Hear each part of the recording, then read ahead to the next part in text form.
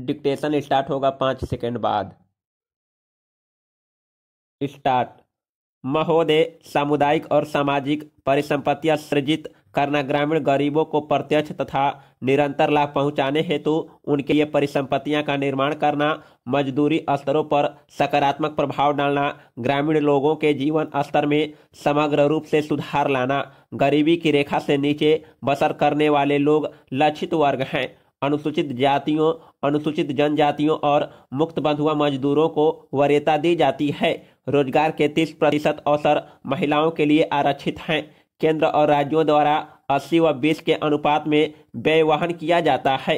केंद्रीय आवंटन देश के कुल गरीबों की तुलना में राज्य संघ शासित क्षेत्र के गरीब ग्रामीण लोगों के अनुपात के आधार पर किया जाता है। वे सभी कार्य शुरू किए जा सकते हैं जिनसे टिकाऊ उत्पादक स्वरूप की सामुदायिक परिसंपत्तियां का सृजन होता है। पंचायत समिति द्वारा परियोजना का मूल्यांकन और अनुमोदन किए जाने के पश्चात उसे अनुमोदन देने हेतु ग्राम पंचायत सक्षम है। संसाधनों का कम से कम 60% भाग मजदूरी घटक पर खर्च करना होता है। पैरा। जवाहर रोजगार योजना के कार्यों के निष्पादन हेतु ठेकेदारों अथवा बिचौलियों को लगाए जाने की अनुमति नहीं है। मजदूरों को रियायती दरों पर प्रतिदिन 2 किलोग्राम खाद्यान्न दिया जाता है। 1755 पुनर्गठित बालकों में मजदूरों को दिए जाने वाले खाद्यान्नों को जारी मूल्य प्रति किलोग्राम 50 पैसे कम है। जवाहर रोजगार योजना की सामान्य प्रणाली के अलावा पिछड़ेपन के आधार पर चयन किए गए 120 पिछड़े जिलों में कार्यक्रम को तेज करने के लिए 700 करोड़ रुपए आवंटित किए गए हैं। जवाहर रोजगार योजना की तीसरी पद्धति में विशेष और अभिनव परियोजना प्रारंभ करने का प्रावधान है, जिनका उद्देश्य मजदूरों का नगरों में पलायन को रोकना, महिलाओं के लिए रोजगार के अवसर बढ़ाना तथा स्वयंसेवी संगठनों के माध्यम से ऐसे विशेष कार्यक्रम चलाना है जिनका ध्येय जल संभरण विकास, बंजर भूमि का विकास करना हो। मानव जीवन यापन के लिए आवास महत्वपूर्ण है और इसलिए सामाजिक आर्थिक विकास के लिए यह आवश्यक है। ग्रामीण लोग अच्छे उन्नत किस्म के मकानों की अत्यंत आवश्यकता महसूस करते हैं। ग्रामीण गरीब लोगों की आवास संबंधी आवश्यकताओं को पूरा करने के प्रयासों के एक भाग के रूप में मई 1985 में इंदिरा आवास योजना शुरू की गई थी। यह कार्यक्रम अब जवाहर रोजगार योजना की उपयोजना के रूप में कार्यान्वित किया जा रहा है। इस कार्यक्रम का उद्देश्य गरीबों में निर्धनतम लोगों के लिए निःशुल्क रिहायशी मकानों का निर्माण करना है। ग्रामीण क्षेत्रों में अनुसूचित जातियों, अनुसूचित जनजातियों तथा बंधुआ मजदूरों को वरीयता दी जाती है। जवाहर रोजगार योजना के तहत राष्ट्रीय स्तर पर 10% संसाधन इस कार्यक्रम के लिए निर्धारित किए जाते हैं। जिलों में न्यायाधीशों निधियों का वितरण अनुसूचित जातियों, अनुसूचित जनजातियों तथा मुक्त बंधुआ मजदूरों की कुल ग्रामीण जनसंख्या में से इस विशेष वर्ग के गरीबों के अनुपात के अनुसार किया जाता है। मकानों का आवंटन लाभ होगी परिवार की महिला सदस्य के नाम किया जाता है। पैरा।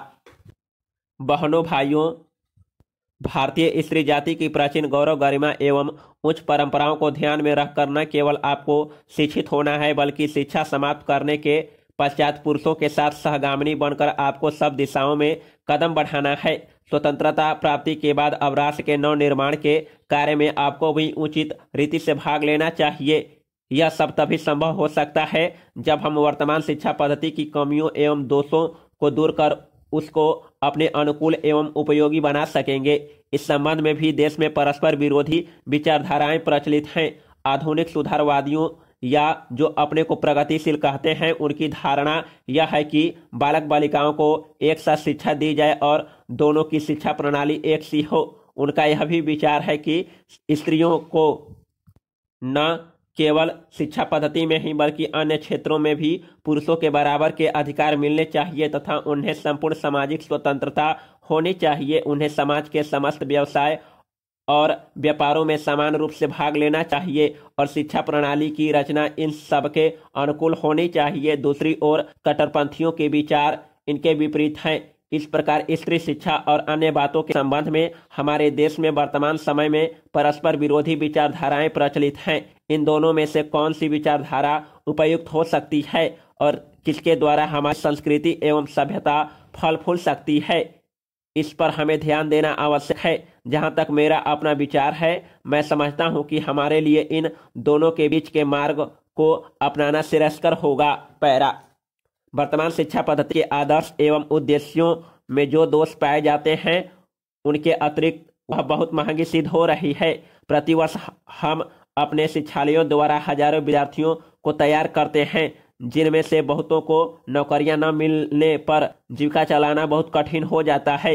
इस प्रकार हम अपने शिक्षालयों द्वारा जहां काफी संख्या में विद्यार्थी बेकार तैयार होते देखते हैं, वहां फैशन परस्त भी तैयार होते देखते हैं।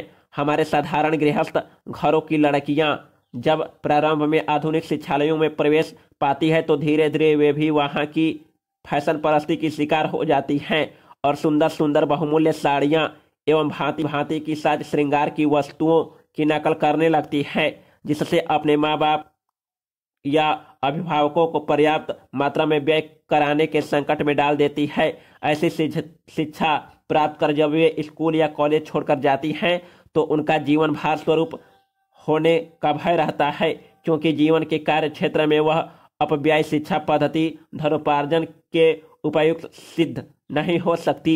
यह नौकरी की आशा भी पूरी नहीं कर सकती और अंत में यह शिक्षा उनके लिए निकम्मी मालूम पड़ती है।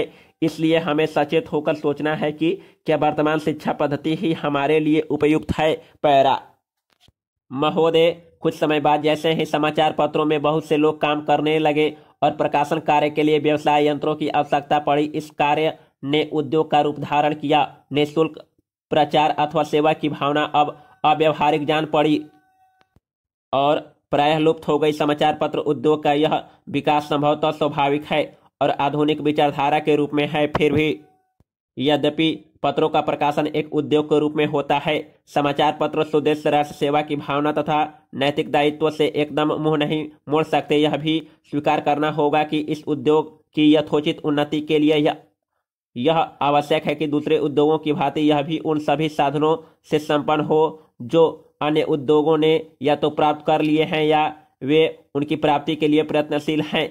इससे यह सभी के हित में है कि समाचार पत्र उद्योग उन्नत हो और इसका आधार अधिक से अधिक ठोस हो। इधर कुछ वर्षों से हमारे देश के समाचार पत्रों में जागृति की लहर आई है। उद्योग की आवश्यकताओं, श्रमजीवी पत्रकारों की मांगों और पाठकों के हितों ने मिलकर ऐसी स्थिति पैदा कर दी कि समाचार पत्रों की दशा पर पुनर्विचार करना आवश्यक हो गया। समाचार पत्र आयोग की नियुक्ति, आयोग की सिफारिशों का प्रकाशन और उन सिफारिशों पर सरकार का निर्णय, ये सभी उक्त समस्याओं को सुलझाने के सम्मिलित प्रयत्न हैं। मैं आशा करता हूं कि इन प्रयत्नों द्वारा समस्या का समाधान हो सकेगा, समाचार पत्र उन्नत होंगे और इस उद्योग में कार्य करने वाले सभी लोगों को संतुष्ट किया जा सकेगा। मैं जानता हूं कि यह सब कहना सरल दिखाई देता है, किंतु व्यवहार में लाना बहुत कठिन होता है। परंतु मुझे सुशिक्षित श्रोताओं से यह कहने की आवश्यकता नहीं कि मानवीय गतिविधि के सभी क्षेत्रों में, चाहे वह राजनीति, उद्योग अथवा प्रशासन का क्षेत्र हो, विभिन्न हितों और विचारों में सहयोग की भावना से राष्ट्र तथा समाज के हितों को सामने रखकर सामंजस्य स्थापित करने का भरसक प्रयास आवश्यक है। पैरा, मैं इतना निराशावादी नहीं हूं। मैं यह समझूं कि वे लोग जिनके सुझाव बड़ी बड़ी समस्याओं को सुलझाने में सहायक होते हैं, निजी समस्याओं का निपटारा करने में असफल रहेंगे। हाल में भारतीय संसद ने इस संबंध में जो अधिनियम पास किए हैं, उनका उद्देश्य समाचार पत्रों की समस्याओं को सुलझाना है। यह कहना अनावश्यक होता कि कोई भी अधिनियम, चाहे वह किसी भी क्षेत्र में सुधार के लिए लागू किए जाए, प्रभावपूर्ण रूप से तभी कार्यान्वित हो सकता है जब सभी संबद्ध दल उसे सहयोग की भावना से ही कार्य रूप दे। इन मामलों में अधिनियम के शब्दों का इतना महत्व नहीं जितना उनके पीछे निहित भावना का होता है।